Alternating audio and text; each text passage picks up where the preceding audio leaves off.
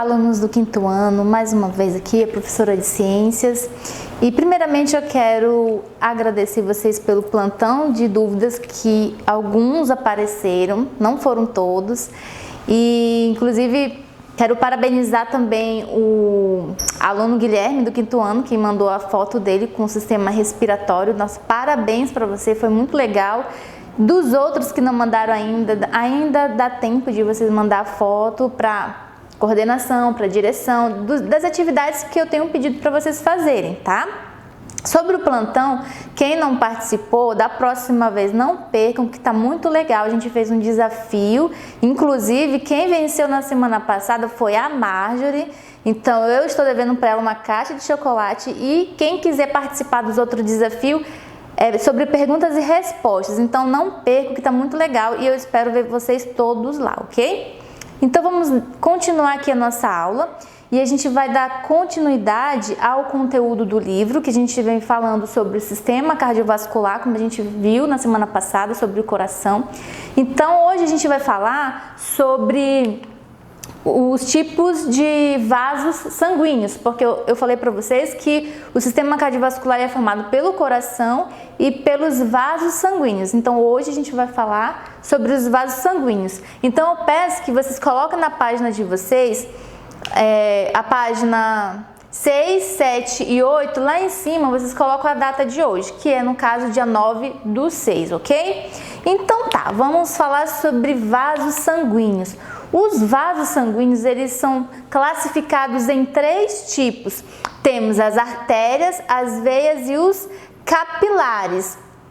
Aqui temos uma imagem de um coração batendo, aqui representando aqui por onde passa todos esses vasos sanguíneos, e que a gente vai diferenciar eles aqui para vocês. Bom, primeiramente a gente vai falar sobre as artérias. As artérias, elas transportam o sangue que sai do coração para todas as partes do corpo. As artérias, elas têm as paredes mais grossas e elásticas. Por quê? O coração, ele bombeia o sangue para o resto do corpo. Então, com isso, essas artérias aqui, que são as responsáveis para levar esse sangue oxigenado, que veio do pulmão, né, teve a troca gasosa, foi para o coração e ele está rico em oxigênio. Então, quem vai mandar isso? O coração vai bombear e vai mandar para o restante do corpo. Para aguentar esse baque, tem que ser uma estrutura que tenha elasticidade e que tenha grossura, né? Que consiga sustentar isso. Então, no caso, as artérias, elas têm uma estrutura mais grossinha, ela tem um músculo ali para poder suportar essa missão de levar o sangue para o restante do corpo, beleza?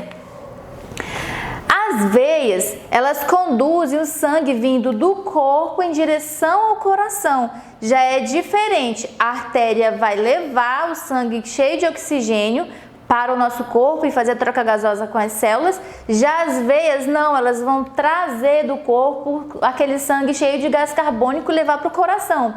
Então as veias, elas não precisam ter uma estrutura muito grossa, elas são mais finas do que as artérias. Então as artérias têm essa diferença de estrutura com as veias por conta da função de cada uma. Quando as veias trazem o sangue oxigenado, não há um coração que vai bombear, fazer com que ela traga de volta. Não precisa disso. Então ela não necessita de ter uma estrutura como da artéria. Então essa é a diferença. Tá ok? Os capilares, eles são as ramificações das veias e das artérias. Eles permitem as trocas gasosas entre o sangue e os tecidos, conduzem o oxigênio e os nutrientes para as células, recolhe o gás carbônico e os resíduos produzidos pelas atividades celulares. O que acontece? Os capilares, o nome já diz, capilares vem de cabelo, eles são as estruturas mais finas. Tanto as artérias como as veias, elas possuem capilares. Então, nesses lugares aqui, é como se fossem os alvéolos pulmonares. Tem o sistema respiratório, chega lá o oxigênio e chega até o pulmão, e lá nos alvéolos pulmonares, que é a estrutura mais sensível, que é mais fininha, ali ocorre a troca gasosa de oxigênio com gás carbônico.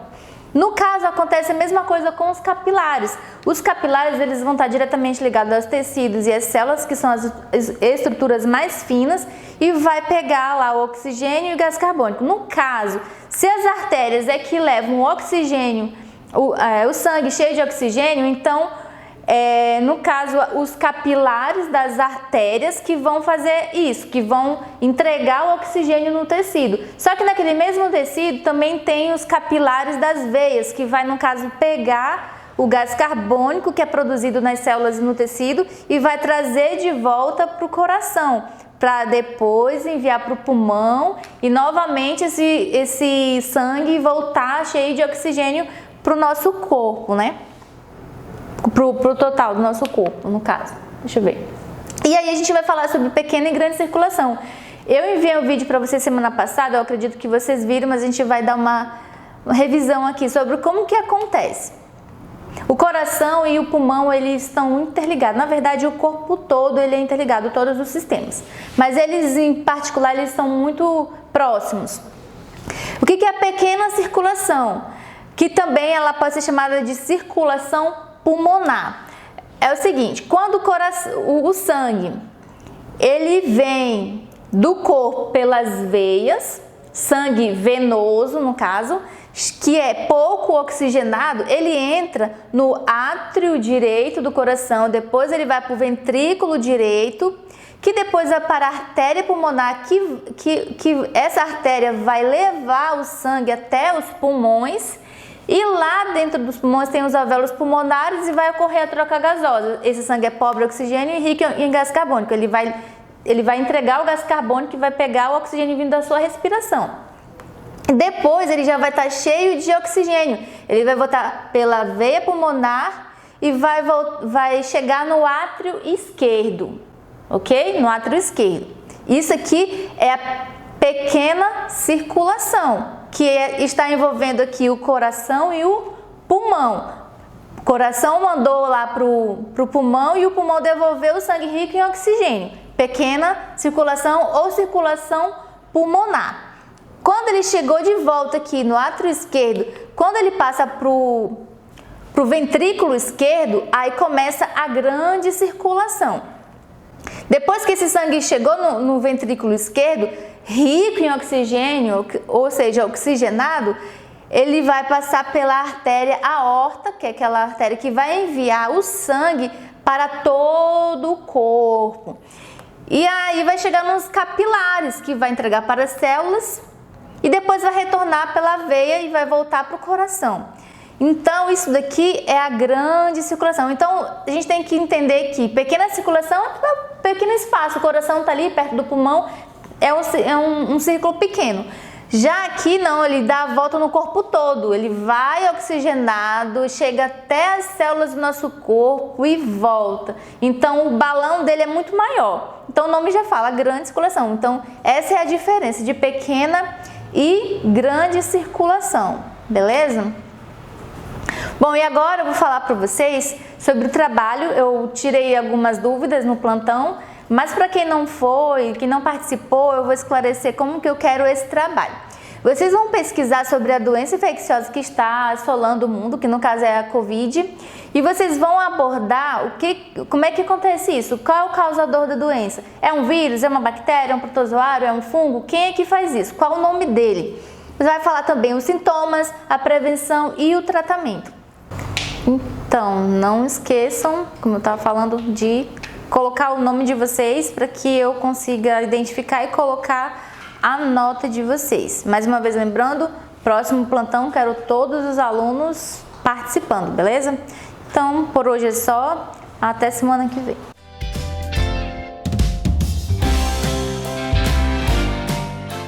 Hello students, good morning, good afternoon or good evening. Tá tudo bem com vocês? Espero que sim. Sejam bem-vindos aí à nossa primeira aula dessa semana de inglês. O conteúdo da aula de hoje é o capítulo 3, How are you feeling? Esse capítulo, pessoal, vai falar bastante sobre os sentimentos. E eu já trouxe para vocês esse tema bastante tempo, trouxe também alguns sentimentos que não tem no livro de vocês, expliquei o que significava, mas a nível aí de revisão a gente vai rever o áudio desses sentimentos aqui para que a gente consiga fazer depois aí as atividades, tá bom? Que tem aí nas páginas posteriores. Então, prestando atenção agora aí no áudio, por favor. 2. Listen and repeat. Happy, sad, hungry, angry, cold, hot, sleepy, bored, tired, surprised, in love, great.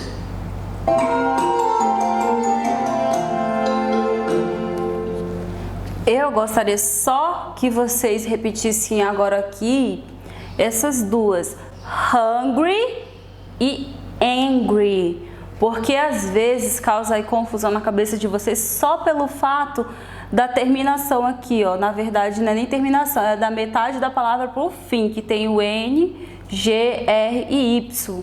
Só que aqui, pessoal, tem o H. E o H em inglês, quando inicia a maioria dos casos das palavras, ele tem um sonzinho de R, do nosso R que a gente usa aqui, principalmente do norte, né? Que é o R, rato, roupa. Então, olha só, hungry, hungry. Esta palavra aqui não começa com H, então vou falar angry, angry. Tem significados diferentes e escritas diferentes também, ok? Espero que não tenha ficado dúvida. Se ficou, deixa anotadinho para tirar aí no plantão de dúvida. Nessa página 38, pessoal, ele vem aqui falar de sentimentos, de feelings, e também ele dá uma revisada no pronome pessoal. Observe que nesse primeiro quadrinho ele está falando da personagem Mia. She's cold, she's cold. Então a palavrinha she é ela. E esse apóstrofo com esse S, a gente sabe que é o verbo is, que é o verbo be, que é o verbo estar. Ela está com frio, she's cold. Da mesma forma que eu tenho uma palavrinha para significar ela, eu tenho uma palavrinha para significar ele, que é he. E nesse caso aqui eu também tenho a contração de he mais is, que vai ficar his. He's hungry. Dá uma olhadinha na imagem, o Pedro está segurando a barriga dele que está roncando de fome. He's hungry, ele está faminto. Aqui embaixo já mudou o pronome, não é mais o pronome ela, é o pronome nós, que tem um aqui we. Só que na verdade a forma extensa seria we are, porque nós estamos, é o presente simples. Só que houve uma contração, né? O we mais o are fica we're cold, porque nós, que quem está falando é o Ioto e ele está se tremendo de frio junto com a Mia. E agora quando a gente vai falar de um grupo de pessoas que eu não estou inclusa, eu sempre falo eles, ou se for um grupo em português de mulheres, elas. Mas no inglês eu vou utilizar a mesma palavra. Se for um grupo mesclado com homens e mulheres, ou se for um grupo só de mulheres, vai ser a mesma palavrinha que é they. Seguido do verbozinho are, verbo to be, que é a forma simples, presente simples. Só que aqui também houve a contração. Em vez de ser they are, é they're happy. Eles estão felizes. Eles quem? Eu tenho aqui os personagens Pedro, Mia e Emma, ok? Espero que tenha ficado claro para vocês os pronomes. Revisando: she, he, we e they.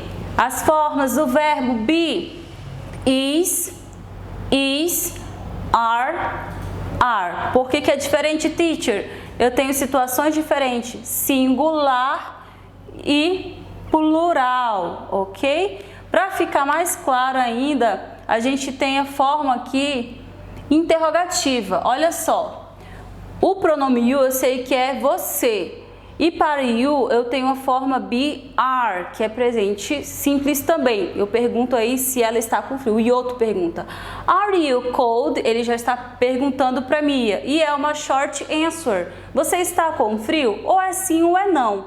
Ok? E ela respondeu, yes, I am. Tá até um pouquinho de negrito aí, se você observar. A forma do verbo be para o pronome eu não é is, não existe I is, completamente errado, é I am, ok? Então perguntas com you, você responde com I, ok? Que é o pronome eu. Continuando aqui a explicação, are they happy? Já é uma pergunta que quer saber sobre o sentimento delas duas, que é um grupinho, na verdade são a Mia e a Emma. E também é uma short answer, perguntando se elas estão felizes, ou é sim ou é não. Yes, they are. Perceba que a estrutura muda. Aqui, para perguntar, eu inicio com are, que ele é o verbo be. E para responder, depois do yes, vem primeiro o pronome, para depois vir o verbo to be, que é o are. They are. A resposta é assim, a forma afirmativa é pronome e verbo. A forma interrogativa é verbo, pronome. Da mesma forma, eu tenho um aqui embaixo, falando do Pedro. Aqui já é uma outra situação. Por quê? Porque já é a forma singular. Observe, a palavrinha he, que é ele, é só um, tá? Só um, eu vou utilizar o pronome he, que é o Pedro. E a pergunta que o Yoto faz, se é o he, a forma be no presente simples é is, eu vou utilizar para perguntar aqui. Is he hungry? Ele está faminto? É uma short answer, ou é sim ou é não. E ela respondeu, yes, he is. A estrutura se repete, veja, afirmativa, pronome, verbo, interrogativa, verbo, pronome. Se ficou dúvida quanto a essa estrutura, eu peço que vocês deixem anotadinho a dúvida nessa página, ok? Que é a página 38. Vai deixar sua dúvida registrada para o nosso plantão de dúvidas. Quando eu perguntar de vocês, vocês vão me falar a dúvida de vocês, combinado? Para ficar mais claro, eu tenho aqui esse quadrinho que eu fiz. Os personal pronouns têm o verbo be na forma simples e eu tenho os feelings que estudamos aí, que tinha aí no capítulo 3, ok? Só para revisar, pronome pessoal, I, you, he, she, we, you e they. Não repetir o you aqui, porque ele ficaria aqui embaixo do I, que é eu, você ou tu, que a gente tem no português, né? Eu, tu, ele, ela, nós, vós, eles. Então assim a gente também tem no inglês. Só que aqui, pessoal, o you, ele vai repetir essa estrutura aqui, porque ele serve tanto para o singular quanto para o plural. Só que nem por isso ele vai ter as duas estruturas. Ele não vai utilizar o is, ele vai utilizar sempre o are, ok? Na verdade, sorry, eu disse que eu não tinha colocado, mas ele tá bem aqui. I'm sorry. Tá aqui, ó. You are, ok? Isso eu vou entender na minha frase. Geralmente o livro de vocês, ele traz uma figura. Então, se ele fez uma pergunta com you e aí tem uma figura de uma pessoa, a resposta vai ser com I, que é eu. Se ele fez uma pergunta com you e tem mais de uma pessoa, provavelmente a resposta vai ser we, que é nós, ok? Ficou fácil de entender? Eu espero que sim. Se ficou dúvida, também deixa anotadinho. Dessa vez aí, você pode colocar na página 38, pode colocar aí affirmative form. Fiquei com dúvida na explicação da teacher. E aí eu vou tirar essa dúvida no plantão de dúvidas, ok? Indo mais adiante, a gente tem o exercício da página 39. Aqui, como eu disse para vocês, bem facinho, ele sempre traz uma imagem. O que vocês vão fazer? Observe as imagens, leia as afirmações e marque a correta. Então, para cada imagem eu tenho duas alternativas.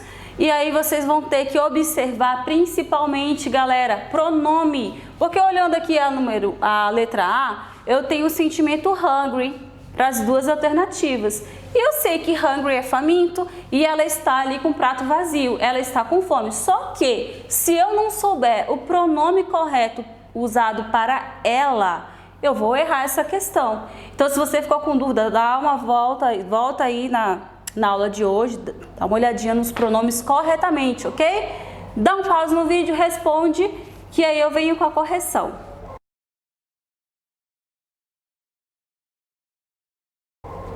E aí, did you finish? Terminou tudo certinho? Bora ver se você acertou? A letra A. Resposta certa, she's hungry. B, resposta certa, they're sleepy. Eles estão sonolentos. C, they're in love. Eles estão apaixonados. E D, she's bored. Ela está entediada. Tem também o exercício 2, que é a mesma coisa, só que o exercício 2 ele já traz o pronome certinho. Dessa vez você vai escrever qual o sentimento de cada imagem dessa, ok? Vocês vão dar uma olhada na página dos sentimentos ou podem voltar na aula de hoje. Dá uma pausa, responde que eu já volto para corrigir.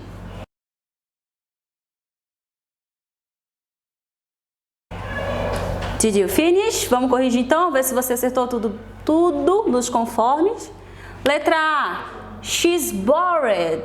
B, he's sad. Tadinho, tá chorando. C, she's in love. Olha o coraçãozinho aqui, está apaixonada. E D, they're cold. Eles estão com frio. Agora, pessoal, a gente encerrou a parte de exercício, mas eu tenho que falar um pouquinho aqui para vocês quanto ao trabalho que eu pedi, o segundo trabalho que vale 8 pontos. O que que diz o trabalho? Ele pede que vocês recortem pessoas de revistas, livros, o que vocês tiverem em casa, e interessante que saia da cabeça aos pés, para que eu consiga fazer a correção. Correção do que, teacher? Do texto. Ora, você vai ter que utilizar pronome pessoal para descrever a vestimenta, o verbo be, mais o verbo que vai me servir para descrever a vestimenta do personagem, no caso a quem vocês forem recortar, e depois seguindo a peça de roupa. Então, galera, já expliquei a estrutura para vocês, eu só quero atentar vocês o seguinte: uso de vírgula, uso de pontuação, início de frase com letra maiúscula, ok? Respeitem as linhas e margens.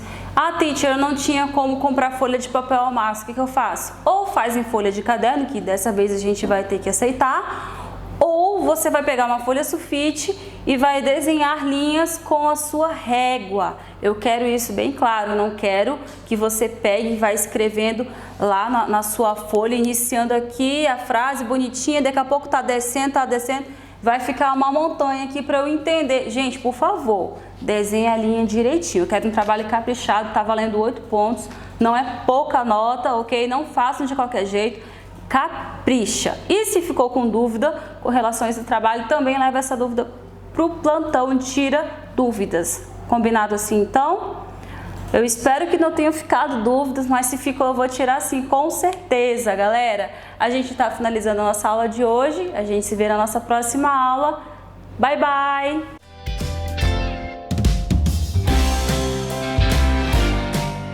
Olá, quinto ano, tudo bom com vocês?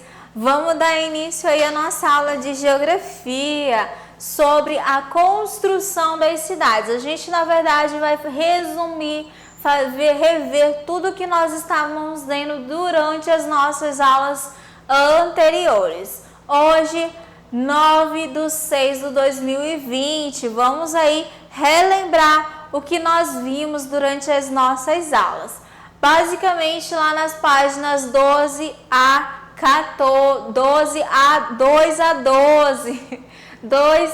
12, vocês aí vão acompanhar tudo que nós vimos durante as nossas aulas. O que sabemos aí das páginas 2 a 12? Primeiro, sobre a construção das cidades. Nós sabemos que as cidades elas foram construídas, algumas cidades do Brasil foram construídas de forma espontânea e outras foram construídas de forma planejada. Teve todo um planejamento aí para a construção dessas cidades. Um exemplo de cidades construídas de forma espontânea é a cidade aí de São Paulo, né? Algumas cidades de São Paulo, interiores de São Paulo também, foram construídas de forma espontânea. Nós temos aí um exemplo também que está no livro de vocês, né? Ele vai descrever a ação, por exemplo, de cidades que são cidades religiosas aí, como por exemplo aí São Paulo, né? Ele vai representar uma cidade onde muitos colonizadores, os jesuítas, por exemplo, né? Eles iam colonizar essas cidades com o intuito, o objetivo de catequizar as pessoas, certinho? Vamos seguindo aí o nosso conteúdo. Outro exemplo também, a cidade de Brasília, no Distrito Federal. Também foi planejada, né? Foi construída de forma o quê? Planejada. Diferentemente aí, São Paulo foi construída de forma espontânea. E aí nós temos Brasília. Por que Brasília? Brasília era a nossa sede aí, o poder máximo, né, do nosso país, é o poder máximo. Então ela foi construída de forma planejada. Também é uma cidade conhecida como cidade turística, por ser uma cidade do poder máximo, grandes construções. Ela também é conhecida como uma cidade aí turística também. Então vocês podem fazer a leitura aí desses textos, dessas imagens no livro de vocês, ok? Vamos seguindo então ao nosso conteúdo. Com o passar do tempo, mesmo as cidades planejadas estão sujeitas ao processo de crescimento urbano espontâneo e acelerado, ocasionando problemas como a falta de serviços públicos, infraestrutura e mobilidade urbana. O que ele está querendo descrever aí? Que as cidades planejadas, elas não deixam de ter problemas, né? Mesmo as cidades planejadas não deixam de ter problemas. Porque ao longo do tempo, muitas pessoas vão chegando nessas cidades, vão se concentrando nessas cidades. E aí vai ocorrendo a desordem, né? Vai acontecendo, vai ficar pessoas aqui, ali, e vai começando a ocorrer problemas aí na cidade. Em algumas, o potencial para determinada atividade econômica tem o maior destaque. Aquilo que eu falei antes, né? Brasília ela é conhecida como uma cidade turística. São Paulo é conhecida como uma cidade industrial, uma cidade onde se concentra um grande número de pessoas, né? Por quê? Porque lá tem indústrias, lá tem muitas escolas, tem muitas faculdades e as pessoas se concentram nessa cidade, na cidade de São Paulo, em busca de melhores condições de vida.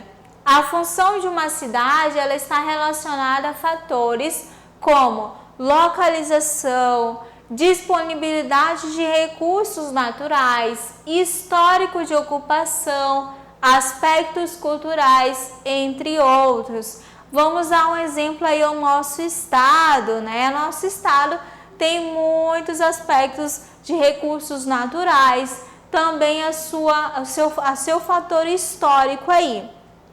No caso, Porto Velho foi construída de forma espontânea pelos também colonizadores, imigrantes que vieram aí para o município, certo? É um exemplo também. Vamos seguindo aí ao nosso conteúdo. O que mais que nós podemos ter? Algumas fotos aí para vocês. Aracaju, Sergipe, Belo Horizonte, Minas Gerais. E olha a planta da cidade de Salvador, né? Como é que foi construída, diferentemente das nossas plantas atuais, né? Diferente de outros locais. Vamos seguindo aí o que mais nós vimos durante as nossas aulas. O potencial econômico das cidades. Professor, o que é potencial econômico? Potencial econômico é a atividade econômica que mais chama a atenção numa cidade. Vamos lá, vamos ver aí. A cidade de São Paulo, por exemplo, aquilo que eu falei para vocês, o exemplo, era movida pela economia cafeeira. Hoje, sua principal função consiste em prestar serviços especializados nas áreas financeiras, exemplo, bancos, na saúde também, como os hospitais, na educação também, como as universidades, nas questões econômicas também, como escritórios, empresas internacionais, que se concentram nas cidades. Então, uma cidade industrial e comercial que se concentram várias atividades, ok? Outro exemplo também para vocês, nós temos as fotos aí, né? A economia cafeeira antigamente e atualmente, né? Muitas empresas e indústrias. Outro exemplo aí, Recife, Pernambuco, que no período colonial era uma das maiores produtoras de açúcar e atualmente sua função turística está em desenvolvimento e a instalação de parques tecnológicos, é exemplo do Porto Digital. Então também representa aí uma cidade o quê? Industrial. Aí nós temos duas fotos em Camaçari, na Bahia, e a cidade político-administrativa em Brasília. A cidade de Camaçari ela é conhecida como cidade industrial por se concentrar grandes indústrias aí, petrolífera, indústrias de roupa, automobilísticas também, e a cidade político-administrativa, né, o nosso poder máximo central, ok? E aí, algumas características. A enorme diversidade do Brasil, ela não está presente somente nas tradições, na gastronomia e nas paisagens. A forma de como cada uma das 5 regiões se destaca no cenário econômico também apresenta uma variedade de características. Indústria automobilística, construção de aviões, cultura de soja, produção de eletrodomésticos, criação de suínos e bovinos. Cada cidade tem sua característica, cada cidade tem sua característica econômica, ou seja, qual é a maior economia do nosso estado? Pesquisem aí na internet. Qual a maior economia do estado? A geografia dos estados também.